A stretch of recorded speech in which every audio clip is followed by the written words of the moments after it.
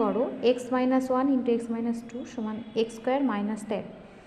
তো দেখো আমি টুকে নিয়েছি, প্রথমে এক্স দিয়ে এক্সকে গুণ হবে, তাহলে এক্স দিয়ে এক্সকে গুণ করে এক্স স্কোয়ার মাইনাস এক্স দিয়ে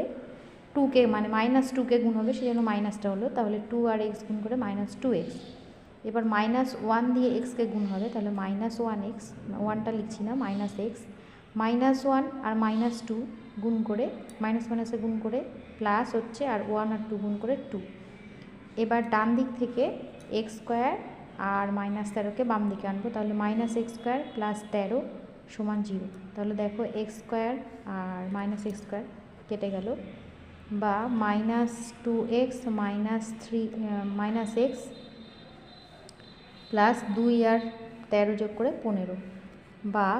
মাইনাস থ্রি এক্স সমান মাইনাস 15, বা এক্স সমান -15 বাই -3 মানে